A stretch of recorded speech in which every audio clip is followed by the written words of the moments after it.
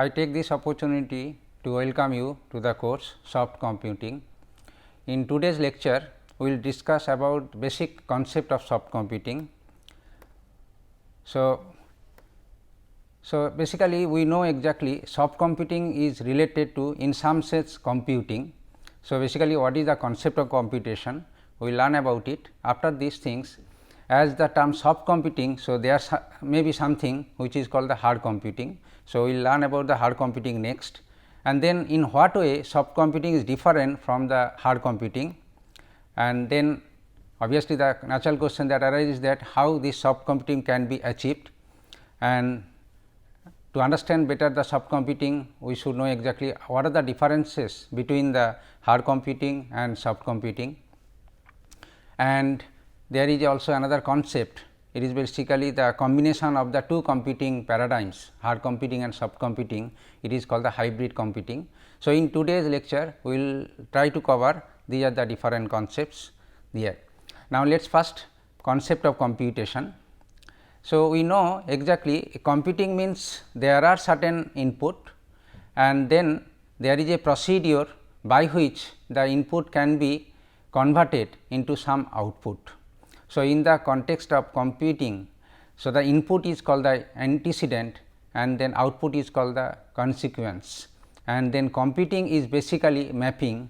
Here we see so f is the function basically which is responsible to convert x the input and to some output. So, this is the concept of computing is basically. So, in other words, so computing is nothing but is a mapping function, mapping from set of input to output. Now, this mapping is also alternatively called as formal method, also it is called an algorithm. So, basically algorithm to solve a problem.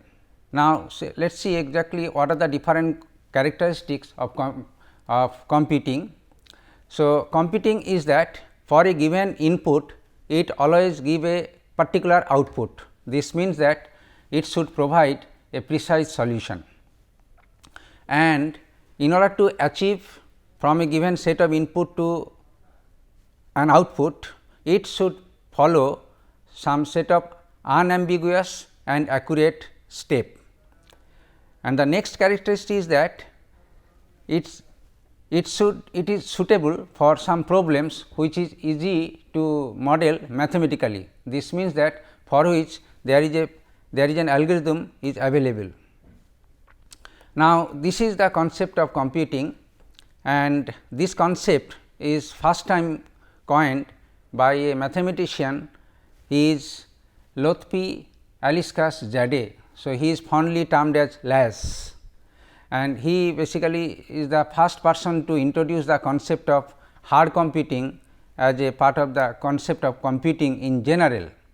So, according to Laz, the computing we can say it is hard computing if it provides precise result and the step that is required to solve the problem is unambiguous, and then the control action, that means those are the steps that is required is formally defined by means of some mathematical formula or some algorithm. So, if a computing concept follows these are the three different characteristics, then we say that computing is hard computing. Now, I will come to some example of hard computing. We know in order to solve numerical problems, for example, finding root of polynomials or finding an integration or derivation, we usually follow some mathematical models, and therefore, it is an example of hard computing. Now, searching and sorting techniques are frequently used in many softwares. So, these are the basically followed by some unambiguous steps, and it always give the precise result, and it is basically defined correctly by means of an algorithm. So, it is an example of hard computing. There are many problems related to the computational geometry, for example, finding the shortest tour in a graph, finding closest pair of points given a set of points, etc., is basically a task of hard computing, and there are many such examples can be given. So, these are the concept of hard computing, and now let us come to the concept of soft computing. So, as I told you, the hard computing first time proposed by Laz, he himself also defined the concept of soft computing first times. According to him, the soft computing is defined as a collection of methodologies that aim to exploit the tolerance for imprecision and uncertainty to achieve tractability, robustness and low solution cost. Now, here I have underlined few things that you can mark it. So, the first thing, it is basically tolerance for imprecision. This is important. This means that the result that is obtained using the soft computing not necessarily to be precise, and obviously the result is uncertain. This because if you solve this problem several times, it may give different result different time, and is a robustness means it can tackle any sort of input, noise including. So, that is why it gives the robustness, and very important concept is called the low solution cost.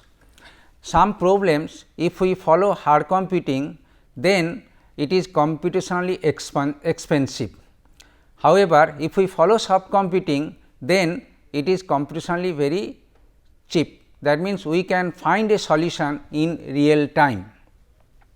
Now, so if this is the concept of soft computing, where the result is not necessary to be precise, the step that needs to be followed is not necessarily the certain or unambiguous, and then the result that can be obtained is also not necessarily to be same always. Then how this can be achieved? So, in principle, the soft computing concept follow three computing paradigms. These are called fuzzy logic, neural computing and probabilistic reasoning. So, these are basically the soft computing paradigms, and is basically these concepts, the fuzzy logic, neural computing or probabilistic reasoning. If you see, this is the exactly the way the human can solve their own problem. So, that is why the role model for soft computing is in fact human mind. Okay. Now, let us see what are the different characteristics of soft computing. We have discussed little bit about it. So, soft computing is one concept of computing which does not require any mathematical model. So, it does not require any mathematical model of problem. That means, it does not necessary that an algorithm should be followed, or the problem that we have to solve should be expressed in terms of mathematical formulation, and it may not yield the precise solution. The solution that is not that it will give you always the same or a unique. It can give time to time the different solution for the same problem even with the same input also, but the solution is near about the accurate value. And algorithms are adaptive. That means, it can adjust to the change of any dynamical situation. By the means of dynamical situation, I want to mean that if the input is changes, suppose you want to solve one problem which require only 2 inputs, but later on the same problem required where 20 input is required. So, the same problem, same computing concept can be easily adapted into whatever be the number of inputs are there, whatever the input values may be there, whatever the other parameters that is involved in order to solve the problem. Now, so I told you that human mind is the role model behind the soft computing, and actually it is some biological inspired methodology. So, that also constitute the concept of human behavior. So, such as genetics, the evolution, the behaviors of ant colony, swarming of particles, our nervous system, etc. So, basically the way the different natural phenomena works for us, if we follow the same method and then try to solve our own problem, this is basically the way exactly the use of soft computing to solve our own problem. Now, I will give some example of soft computing, so that we can understand how the soft computing can works for us. And in this example, this example is basically extracted from the handwritten character recognition. Now, the different people, if we collect the handwritten character, they can give the same or same characters in a different form.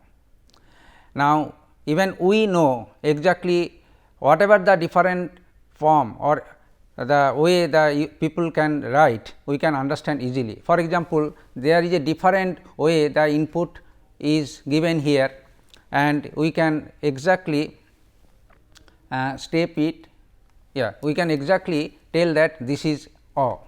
Now, how it basically happens is basically whenever we learn by the process that this is the letter resemble to a particular alphabets O. So, it is in the same way we learn it, and this learn somehow stored in our memory, and this is the learning phase, and this learning basically works for us to recognize any unseen characters or unseen letters, and this basically the way actually our neural networks, our nervous system works, and based on this concept the artificial neural network has been evolved and it is followed there. Now, another example, say suppose a person wants to invest some money, and for which the different the banks are available with the different policies, the different schemes, and there is a flexibility for the person to invest all or some money into the different banks, so that he can return the maximum profit. Now, here is the one problem, that how we can store the, how we can invest the money in different bank, so that we can get the maximum return. So, this concept is basically can be followed using some probabilistic reasoning, or it is called the evolutionary computing, and for example, the genetic algorithm can be followed to solve this kind of problem. Another example, it is from the robotics. Say suppose one robot wants to move from here to this place, and there are many obstacles are there. Now, so how the robots can calculate his movement, so that without any collision with any objects, he can move from his current location to target location within a shortest time. Now, this kind of problem is in fact has a lot of uncertainty or impreciseness defining so far the input is concerned, because robot is works like that, and then that kind of uncertainty can be solved using the concept called the fuzzy logic. So, fuzzy logic is an important part of soft computing. Now, here is again another question. So, we have discussed three different problems: handwritten character recognition, allocation of money into the different banks, and then movement of the robots in three different corners. Now, the first example that we have discussed, that it is the problem which can be solved very effectively, efficiently using artificial neural network. The second problem that we have discussed, it basically solved using some probabilistic reasoning, and it is basically one problem called evolutionary computing or genetic algorithm. The third problem that we have discussed, it is basically the fuzzy logic, how the fuzzy logic can be exercised to solve some problem where a lot of uncertainty involved. Now, I want to now discuss about the different techniques that can be followed, or the different techniques which is basically behind the above concepts. For example, how a student learn from his teacher. Here the two parties involved, one is the student and is the teacher. Now, consider student is basically a computing machine, and teacher is basically wants to get some output for a given input like. So, how a student usually learn from his teacher, or basically how such a system can be developed. Here the teacher is responsible to develop a system, and here system is student. So, usually teacher asks questions and tell the answer. Then there is another way, teacher puts some questions and hints and answers and ask whether the answers are correct or not. So, students here basically to check whether the answer correct or not. Students thus learn a topic and store in his memory. So, basically by the process, if we discuss several times the same different questions, different answers, different questions, hints to the different answer for the same questions or different answer for the different questions. So, student listen to those and then by the process learn a topic, and whatever the students learns, it basically stored in his memory. Now, based on the knowledge, he then can solve many new problems assigned to him. So, basically it is a concept of learning, how to learn something, and then based on this learning how he can solve the problem. So, this is the way exactly our human brain works in fact, and based on this concept the artificial neural network is used. For example, handwritten character can be recognized. Now, another example. So, how world selects the best? It is basically a natural process. So, in this process it basically starts with a population, and initially it considered a random population. So, when our worlds evolved first time, it started with some population and is a random population. Random means whatever the objects they are possible there, and it then reproduces to develop another population.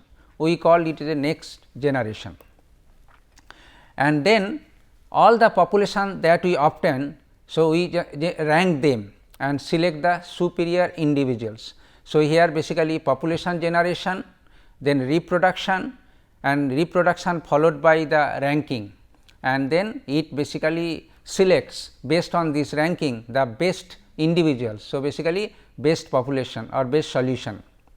Now, the concept of genetic algorithm is based exactly on the same phenomena. It is called is basically genetics, and here in this context the population is synonymous to solution.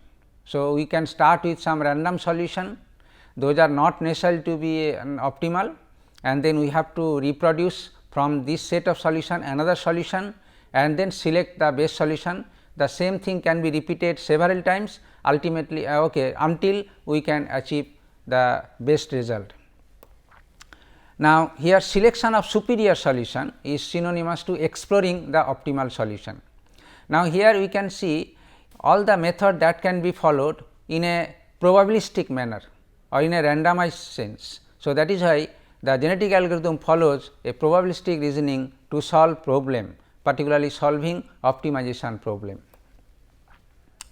Now, as another example, how a doctor treats his patient. Here doctor is one party and patient is another party. Now, patient wants to solve his problem with the help of doctor. So, doctor is the computing system in this case. So, usually it works like this: doctor asks the patient about the problem that he is suffering, and doctor find the symptoms of disease from the patient's input, and then doctor prescribes some tests and medicine. This is exactly the way the fuzzy logic works. So, fuzzy logic takes some input which is basically related to solving some problem, and then based on this input he predicts certain output. So, here symptoms are correlated with disease, and whatever the disease doctor will guess or patient will tell, they are basically not a certain, there are some uncertainty with the input. So, this is why it is called the symptoms are correlated with disease and uncertainty, and then the doctor prescribe medicines or whatever the test, it is also fuzzily. So, that means with certain uncertainty. So, fuzzy means it is uncertain in this sense. Now, let us discuss about hard computing versus soft computing. Now, so far the hard computing is concerned, it requires a precisely stated analytical model, and obviously it is a computationally expensive one methodology. On the other hand, soft computing, it is imprecision, tolerance to imprecision, means we can be happy with some solution which is not exactly the precise one, and with uncertainty the partial truth and approximation may works for us. Only the requirement that is that the problem which cannot be solved using hard computing in real time can be solved using soft computing in a real time. The concept of hard computing basically based on few concept called the binary logic, CRISP system, numerical analysis, and some CRISP software. The software basically if run for the same input, it always give the same output, whereas the concept that is followed in soft computing is based on the fuzzy logic, the neural networks and probabilistic reasoning, which is totally different than the concept that is followed in hard computing. And so, hard computing basically has the characteristics of precision and categoricity. It works for a certain kind of input and it works well for that input, whereas the soft computing is a characteristic of approximation. Exact result is not required, but it can be near accurate result, and dispositionality, that means it can be applied to varieties of input, the different type of input, different number of inputs as well as. Now, another differences between hard computing and soft computing, it is deterministic, whereas the soft computing is stochastic, means probabilistic. It requires exact input data. In case of soft computing, it basically requires the unambiguous and noisy data. Hard computing usually is followed strictly sequential methods. However, the soft computing can be carried out using parallel computation. Hard computing produces precise answers, whereas soft computing always can yield approximate answers. So, these are the differences between hard computing and soft computing, and I hope you have understood the difference between the two. Now, so there is hybrid computing. It is basically combination of the two into solving a particular problem. So, few portion of the problem can be solved using hard computing, for which we have a mathematical formulation for that particular pass, and then where we require a precise input, and there are some part of the same problem may be which cannot be solved in real time, for which no good algorithm is available, and we also do not require accurate result. Some near accurate result is sufficient for us, then we can solve soft computing for that part, and then mixing together is basically the hybrid computing. So, if we know hard computing, if we know soft computing, and if we know some problems where whatever the characteristics involved to solve either hard computing way or soft computing way, we can intermix the two approaches, and then hybrid computing can be obtained. Now, in this course you will be able to learn basic concepts of fuzzy algebra, and then how to solve problems using fuzzy logic. Then we will be able to learn the framework of genetic algorithm and solving varieties of optimization problems, and then how to build an artificial neural network and train it with input data to solve a number of problems which are not possible to solve with hard computing. Thank you.